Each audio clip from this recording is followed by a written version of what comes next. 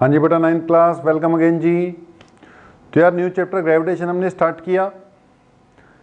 Last lecture में कुछ ज़्यादा नहीं हम उसको कवर अप कर पाए, बस बेसिक थोड़ी सी इंट्रोडक्शन ही हुई थी। आज थोड़ा सा कवर अप करने की कोशिश में लगेंगे। तो चैप्टर आपका कौन सा स्टार्ट हुआ बेटा?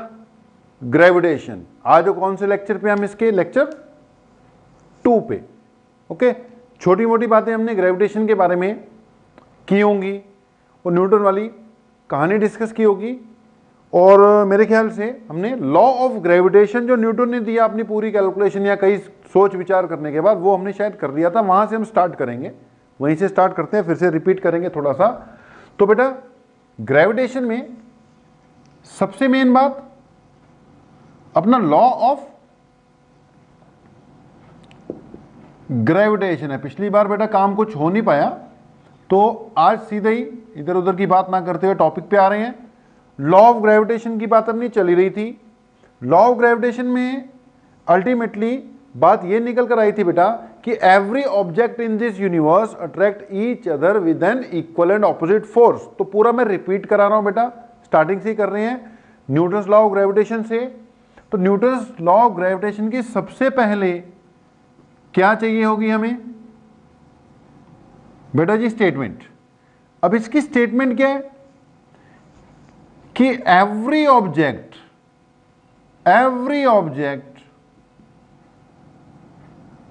इन this universe attracts each other. Every object in this universe attracts each other with an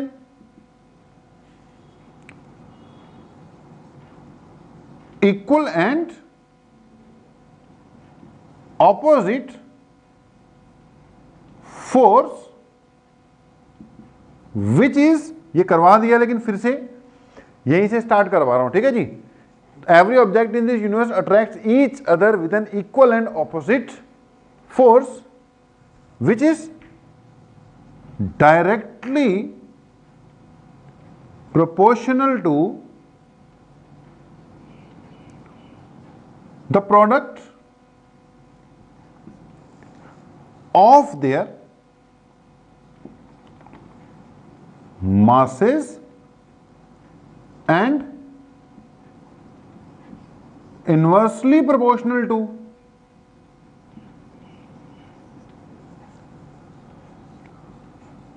the square of distance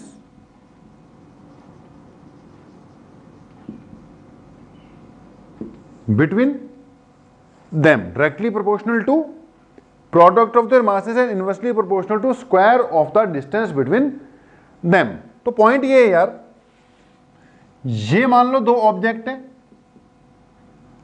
इनके बीच का डिस्टेंस कुछ ना कुछ हमें एज्यूम करना पड़ेगा। मान लो मैंने क्या एज्यूम कर लिया? आर कर लिया, स्मॉल आर से डिनोट कर दिया। इसका मास मेरे भाई m1, इसका मास मेरे भाई m2। तो m1 m2 मासेस है, कोई भी ऑब्जेक्ट है यार। ये दोनों कह रहा है कि एक दूसरे को इक्वल एंड फोर्स से अट्रैक्ट करते हैं। Every object in this universe, हर कोई एक दूसरे को क्या करता है? अट्रैक्ट करता है। ये फोर्स लगाया 1 पर, ठीक है, this is force on 1 due to second and this is force on 2 due to first. Okay जी, तो ये इक्वल है मैग्नीट्यूड में और ऑपोजिट है। तो every object in this universe attract each other with an equal and opposite force which is, इसको commonly जो F12 है, force on 1 due to second और force on 2 due to first है, तो सेम ही Fe मान लेते हैं, which is directly proportional to product of their masses. जितने मासेस ज्यादा होंगे फोर्स उतना ही ज्यादा लगेगा। And inversely proportional to square of the distance between them. Inversely proportional to square of distance between them. तो ये है बेटा न्यूटन्स लॉ ऑफ ग्रेविटेशन। यहां तक शायद हो गया था, कोई ना स्टार्टिंग से करवाया, इकट्ठे कर दोगे तो ये बनेगा m1 m2 divided by R square. अगली बात, अगर यहां से बेटा प्रोपोर्शनलिटी का साइन रूल है, अगर प्रोपोर्शनलिटी का साइन हटाते हैं तो कुछ ना कुछ कांस्टेंट आना चाहिए। मैंने ये प्रोपोर्शनलिटी का साइन हटाया बेटा जी, तो यहां पर इसकी बजाय एक कांस्टेंट आएगा जिसको मैं किससे डिनोट करूंगा, कैपिटल जी से। ओके, बताते हैं वो भी क्या होता है, m1 m2 bye R square, यानी कुल मिलाकर, यानी कर कराकर अपने पास जो एक्सप्रेशन आई वो आ गई, f is equal to G m1 m2 divided by R square.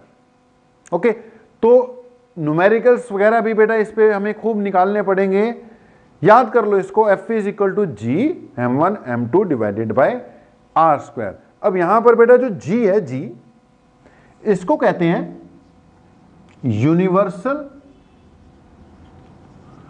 Gravitational constant. ठीक है, यूनिवर्सल ग्रेविटेशनल कांस्टेंट मतलब पहली बात ये कांस्टेंट है। अच्छा, कई चीजें होती है कांस्टेंट होती हैं लेकिन एक पर्टिकुलर सिचुएशन में कांस्टेंट होती हैं। अब जैसे हम यूज करते हैं एक वो acceleration due to gravity use करते हैं यार जी, 9.8 मीटर पर सेकेंड स्क्वायर, बहुत बार किया। अब ये जो जी है ना बेटा 9.8 मीटर पर सेकेंड स्क्वायर, ये कांस्टेंट है लेकिन सिर्फ सरफेस ऑफ अर्थ पर। सरफेस ऑफ अर्थ से ज्यादा ऊपर चले जाओगे, कई किलोमीटर ऊपर चले जाओगे तो जी की वैल्यू में चेंज आना शुरू हो जाएगा, तो वो जी कांस्टेंट है। लेकिन एक पर्टिकुलर सिचुएशन में ऐसे कई और भी कांस्टेंट होते हैं बेटा जो एक पर्टिकुलर सिचुएशन में तो कांस्टेंट हैं लेकिन उनकी वैल्यू वेरी कर जाती है इधर से उधर जाओ तो, जैसे जी का एग्जांपल लिया। लेकिन यहां क्या लिख दिया, universal gravitational constant. Universal gravitational constant ये ऐसा कांस्टेंट है जिसकी वैल्यू चेंज होनी ही नहीं है। जो इसकी अब वैल्यू बोल दी, लिखवाता हूं, वो वही रहेगी यूनिवर्सल ग्रेविटेशनल कांस्टेंट। पूरे यूनिवर्स में इसकी वैल्यू में कोई चेंज नहीं आएगा भैया, धरती पे हो, आकाश में हो या पाताल में हो, जहां मर्जी चले जाओ, कैपिटल जी की वैल्यू में कोई चेंज नहीं आता। It is a universal gravitational constant. ये जो कैपिटल जी यानी यूनिवर्सल ग्रेविटेशनल कांस्टेंट है, इसकी वैल्यू होती है 6.67 इंटू 10⁻⁻11। इसकी यूनिट होती है न्यूटन मीटर स्क्वायर पर केजी स्क्वायर। क्या यूनिट है इसकी बेटा, न्यूटन मीटर स्क्वायर पर केजी स्क्वायर। वो यहां से आसानी से कैलकुलेट हो जाएगी। अगर मैं इसको, इस फार्मूले को थोड़ा मॉडिफाई कर दूं तो G इक्वल टू क्या आएगा, चेक कर सकते हो, F, ये R ऊपर चले जाएगा, it will be F into R square. नीचे क्या आ जाएगा, G equal to F into R square. भैया नीचे M1 और M2 कर देख लो, M1 इंटू M2। अब अगर G की यूनिट ढूंढनी हो, फोर्स की यूनिट न्यूटन, डिस्टेंस की यूनिट मीटर, ऊपर स्क्वायर लगाया मीटर स्क्वायर, नीचे मास मास केजी स्क्वायर, क्या बन गई, न्यूटन मीटर स्क्वायर पर kg square. Newton metre square पर केजी स्क्वायर इसकी क्या हो गई, यूनिट हो गई। It will be newton metre square पर केजी स्क्वायर। तो ये जी हो गया बेटा। अब ये आपको आना चाहिए। वापस इस पे आएंगे, इस पे न्यूमेरिकल्स वगैरह भी निकलवा रहे हैं अभी। तो एक न्यूटन्स लॉ ऑफ ग्रेविटेशन, ये एक्सप्रेशन याद होनी चाहिए। Every object in this universe, यार every object in this universe, हर कोई, हमें जो फील होती है ना ग्रेविटेशन, वो तो सिर्फ होती है अर्थ वाली, कि अर्थ है जी हमें अपनी ओर क्या करती है, अट्रैक्ट करती है, और ये ग्रेविटी हमें क्या होती है, फील होती है। लेकिन यार सिर्फ अर्थ ही नहीं, वो कह रहा है न्यूटन, दुनिया की हर चीज एक दूसरे को क्या कर रही है, अट्रैक्ट कर रही है। अर्थ हम लोगों को अट्रैक्ट कर रही है, भाई हम अर्थ को अट्रैक्ट कर रहे हैं। अगर दो बंदे खड़े हैं तो उनके बीच में भी फोर्स ऑफ ग्रेविटेशन लग रहा है। अब पॉइंट ये है कि ये सारे फोर्सेस कम होते हैं और अर्थ द्वारा लगाया हुआ फोर्स किसी दूसरे ऑब्जेक्ट पे काफी ज्यादा होता है। इसलिए ये जो छोटे मोटे फोर्सेस हम एक दूसरे पे लगा रहे हैं भाई। कोई भी ऑब्जेक्ट, कोई भी कुछ भी पड़ा हुआ है, इस रूम में कैमरा है, लाइट है, ये कैमरे और मेरे बीच में भी आपस में क्या लग रहा है? फोर्स लग रहा है। लाइट्स के बीच में आपस में क्या लग रहा है? फोर्स लग रहा है। लेकिन ये सारे फोर्सेस की वैल्यू काफी कम आती है अर्थ के फोर्स के कंपैरिजन में। तो अर्थ का फोर्स ही डोमिनेट होता हुआ हमें नजर आता है, बाकी सारे फोर्सेस उसके सामने फीके पड़ जाते हैं। लेकिन हां, लग रहे हैं। अगर चिलचिलाती धूप है, ओके, खूब सूरज रोशनी दे रहा है और आप बाहर मैदान में बल्ब लगा दो और उनको ऑन करके रख दो। अब यार बल्ब को कौन पूछेगा? बल्ब को ऑन कर दो, ऑफ कर दो, सूरज की रोशनी के आगे वो कुछ भी नहीं है, बहुत कम है उनका मैग्नीट्यूड। बस उसी तरह से सारे ऑब्जेक्ट एक दूसरे पे फोर्स तो लगा रहे हैं, लेकिन उनके फोर्सेस बहुत कम है अर्थ के कंपैरिजन में। तभी अर्थ का ही फोर्स हमें फील होता है, बाकी फोर्सेस फील नहीं हो पाते हैं। वैसे every object in this universe attracts each other with equal and opposite force, जिसका फार्मूला ये है। ओके, अगली बात, हेडिंग डाल देना। अगली हेडिंग में लिख लो सम एग्जांपल्स ऑफ ग्रेविटेशन। अब वो बस डिस्कस करनी है, ज्यादा उसमें लिखने वाली बात नहीं आएगी। कुछ पॉइंट डिस्कस करने हैं कि डे टू डे लाइफ में या कहीं पर भी ओवरऑल ग्रेविटेशन कहां कहां अपना रोल प्ले कर रही है। तो आपने क्या लिखा? Examples of gravitation. अब वो जो सिंपल छोटे मोटे एग्जांपल है वो तो पता ही है हमें कि धरती, वो छत से छलांग मारोगे तो कहां गिरोगे? नीचे की ओर ही गिरोगे। क्यों गिर रहे हो? Due to Newton's law of gravitation. Newton ने बोला हर कोई चीज एक दूसरे को अट्रैक्ट करती है। अब जब हमने छलांग मारी, हम अर्थ को अट्रैक्ट कर रहे थे, अर्थ हमें अट्रैक्ट कर रही थी। भैया हमारे फोर्स से अर्थ तो हिल नहीं सकती, अर्थ बहुत बड़ी है, लेकिन उतने ही फोर्स से हम जरूर हिल जाएंगे। इसलिए हम नीचे की ओर खींचे चले जाते हैं, खींचे चले जाते हैं, खींचे चले जाते हैं। तो कोई भी चीज अर्थ की ओर गिरती है, ये सबसे बड़ा एग्जाम्पल है लॉ ऑफ ग्रेविटेशन का। ये अर्थ है मेरे भाई, और ये कोई ऑब्जेक्ट है, आप ही मान लो। अब अर्थ ने इसको अपनी ओर खींचा, आपने अर्थ को अपनी ओर खींचने की कोशिश की, सेम फोर्स से, सेम ही फोर्स लगाते हैं दोनों एक दूसरे पे। आपका सवाल हो सकता है कि यार अगर हम अर्थ को उतनी फोर्स से खींच रहे हैं तो अर्थ हमारी तरफ क्यों नहीं आ रही, हम ही अर्थ की तरफ क्यों जा रहे हैं?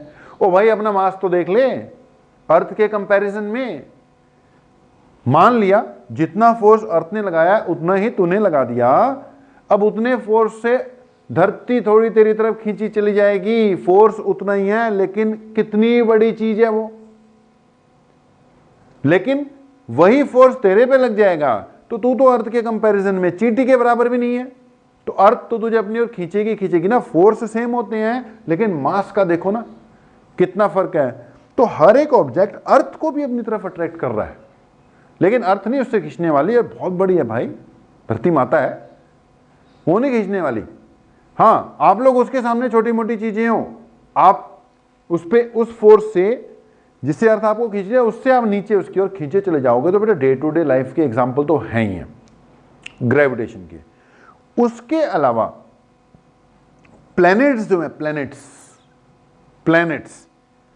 प्लैनेट्स का सन के आसपास घूमना ग्रेविटेशन। जितने भी प्लैनेट्स हैं वो सन के आसपास घूमते हैं, this is due to gravitation. Note कर लेना अपना, ओके। प्लैनेट्स का सन के आसपास घूमना, क्या बोला?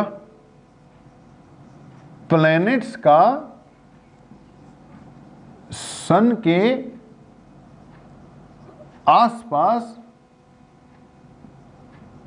घूमना, व्हाट्सएप वाली भाषा में लिख दिया हमने। ये क्या हो गया? ग्रेविटेशन का एक एग्जांपल। उसके अलावा मून या सैटेलाइट्स।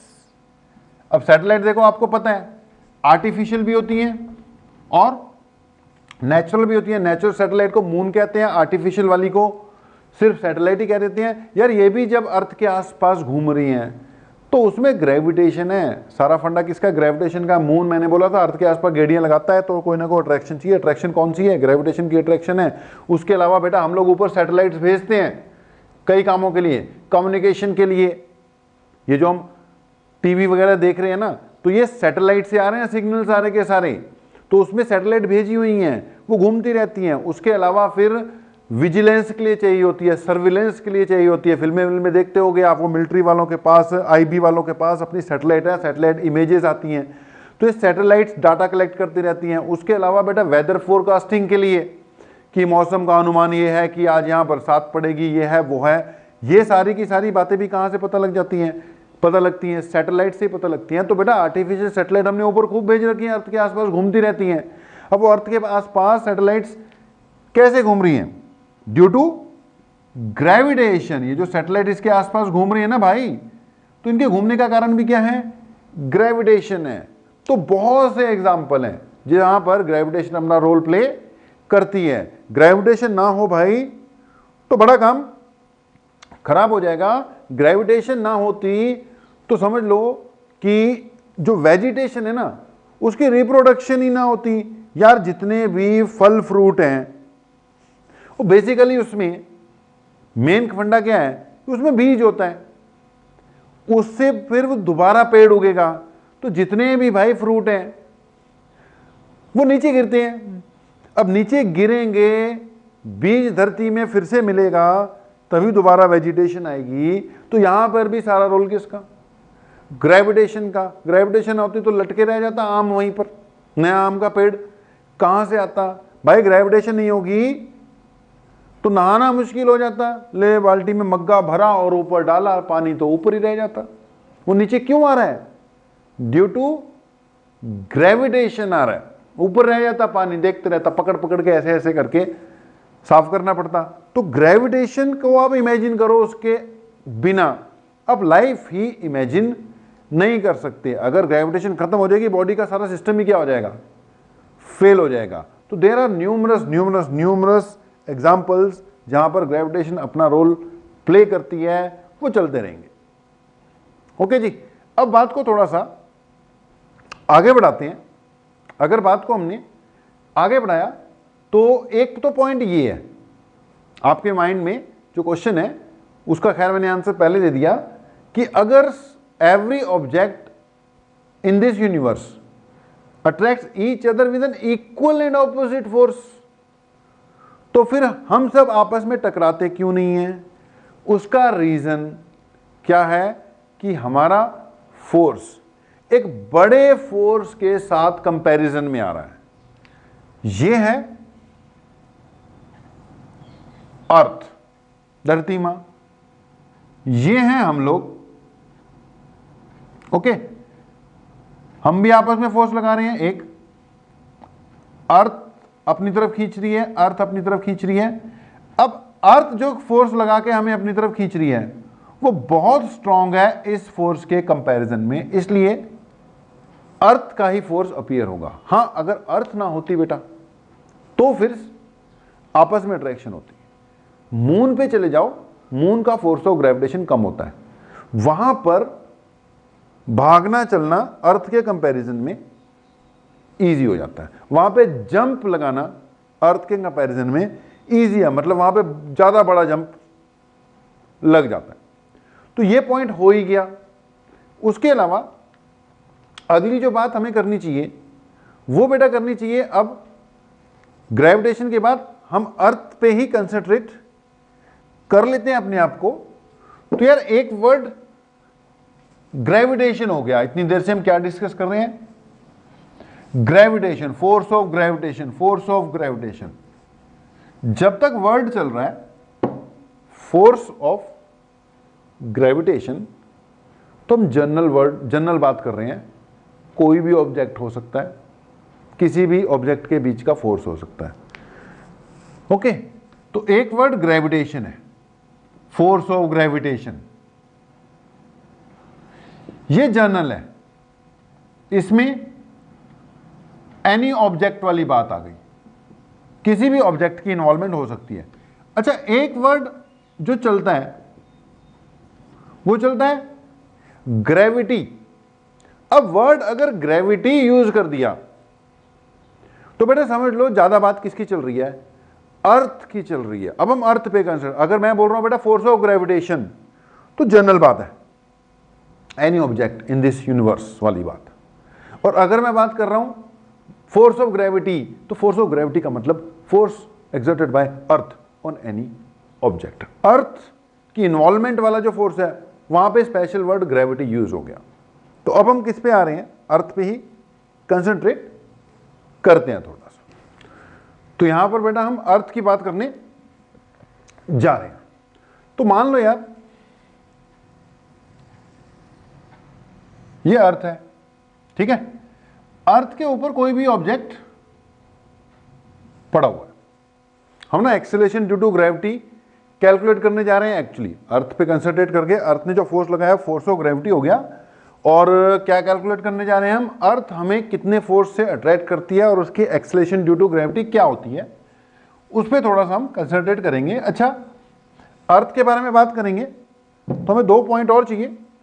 एक, मास ऑफ अर्थ याद होना चाहिए, और एक रेडियस ऑफ अर्थ याद होना चाहिए। मास ऑफ अर्थ बेटा याद कर लो, इट इज 6 × 10⁻24 kg, और रेडियस ऑफ अर्थ याद कर लो, इट इज 6400 किलोमीटर, जिसको मैं 6.4 × 10⁻6 मीटर भी लिख सकता हूं। देखो किलोमीटर में 3 जीरो, 4 5 6 जीरो हो गए, इसकी जरूरत पड़ेगी, ये भी याद रखना। ओके, हेडिंग डाल लो acceleration due to gravity. Heading क्या डाल लो, एक्सेलरेशन ड्यू टू ग्रेविटी। अब देखो अर्थ की बात कर रहे हो तो क्या कैलकुलेट कर लेते हैं, एक्सेलरेशन ड्यू टू ग्रेविटी ही कैलकुलेट कर लेते हैं। तो हेडिंग क्या होगी बेटा, एक्सेलरेशन ड्यू टू ग्रेविटी। अब हमने बोला यार ये क्या है, अर्थ है जिसका मास क्या मान लिया मैंने, कैपिटल एम मान लिया, और ये उसके ऊपर कोई ऑब्जेक्ट पड़ा हुआ है जिसका मास मैंने स्मॉल एम मान लिया। ठीक है जी। अब पॉइंट ये है, दोनों के बीच का जो डिस्टेंस है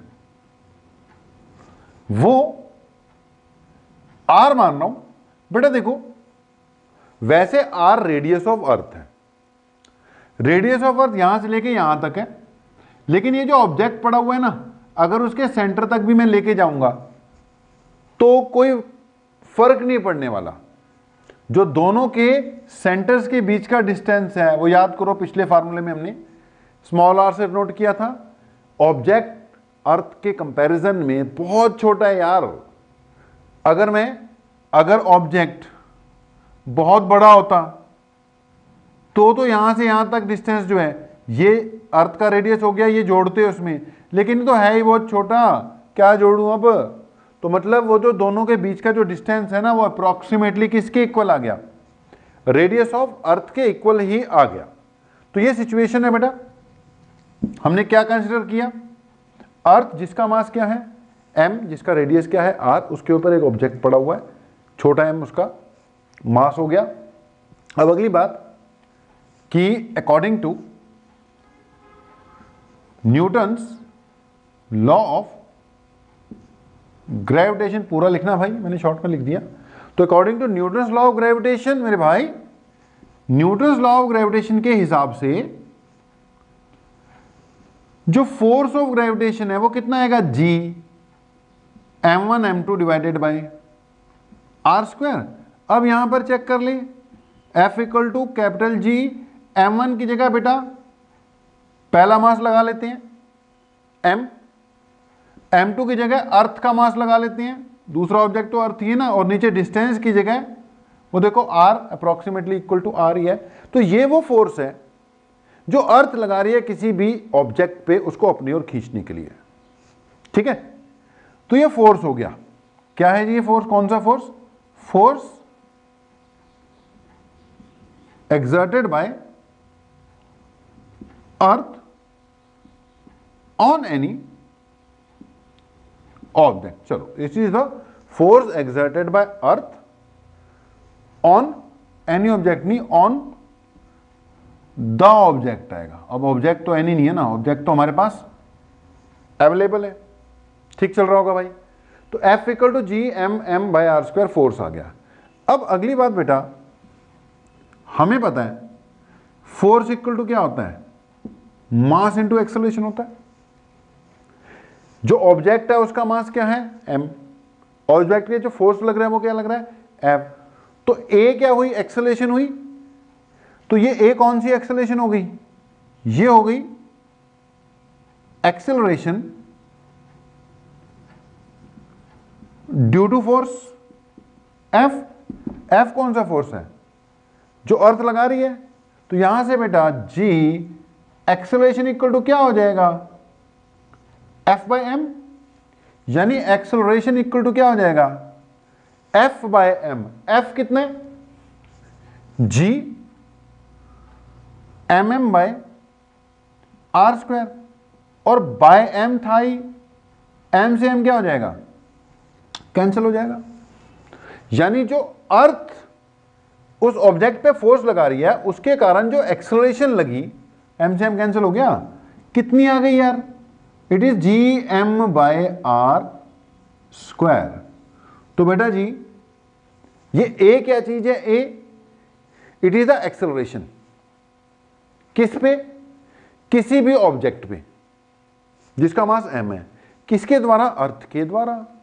तो अर्थ किसी भी ऑब्जेक्ट पे, जब किसी भी ऑब्जेक्ट पे यार कोई भी फोर्स लगाए तो एक्सेलरेशन तो आएगी आएगी। अब अर्थ किसी भी ऑब्जेक्ट जिसका मास एम है उस पर जब फोर्स लगाती है तो उसको नीचे की ओर खींचती है, नीचे की ओर खींचती है तो उसको एक्सेलरेट करती है। तो कितनी एक्सेलरेशन लगाती है बेटा? G M by R square. अब अगली बात, मैंने बोला अर्थ की जब बात हो रही है तो वहां पे हम ग्रेविटी वर्ड यूज कर लेते हैं। अर्थ के लिए स्पेशली कौन सा वर्ड यूज कर लेंगे? ग्रेविटी।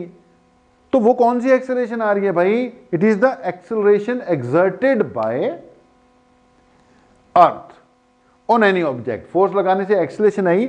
अब क्योंकि बेटा ये अर्थ वाली है ना, इसलिए इसको एक्सेलरेशन